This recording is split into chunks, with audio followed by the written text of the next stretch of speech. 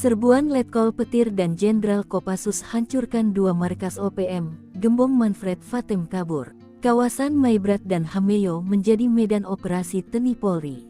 Sebab, OPM kerap melakukan serangan brutal dan aparat TNI Polri hingga masyarakat sipil menjadi korban di dua wilayah tersebut. Beberapa fakta terungkap, jika OPM tak main-main membangun markas di Maibrat.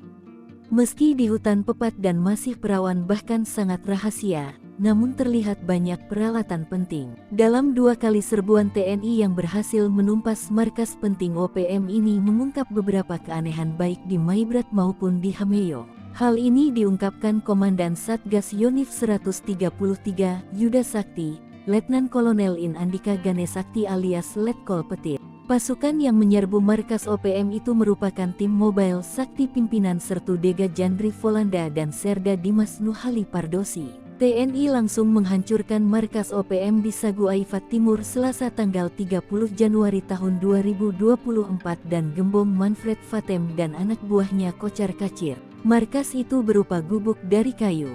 Namun ada keanehan, mereka ditemukan sejumlah peralatan elektronik seperti speaker, radio, HT dan lainnya. Terdapat sumber aliran listrik dari solar cell dengan 3 unit panel solar cell untuk menangkap sinar matahari menjadi energi listrik. Dari alat inilah, tenaga listrik didapatkan dan mereka bisa berkomunikasi dan mendapatkan penerangan di malam gelap gulita.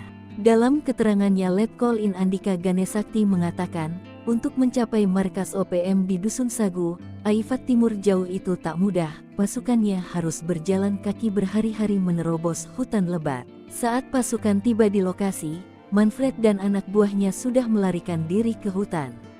Markas itu lalu dihancurkan. Pihaknya menyita 6 munisi kaliber 5,56 mm, bendera bintang kejora, busur dan anak panah. Sementara serbuan kedua diungkapkan oleh Panglima Komando Gabungan Wilayah Pertahanan Pangkogabu Wilhan 3 Letjen TNI Richard Tampu Bolon pada tanggal 6 Mei tahun 2024.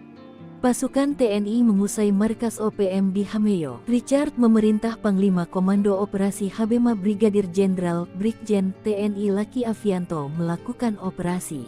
Menurut Richard, pasukannya berangkat dengan helikopter dan tiba lokasi. Lewat operasi 20 menit, pasukan Habema di backup Damai Cartens, Polres Hameyo dan Koramil Hameyo membuat KKB mundur.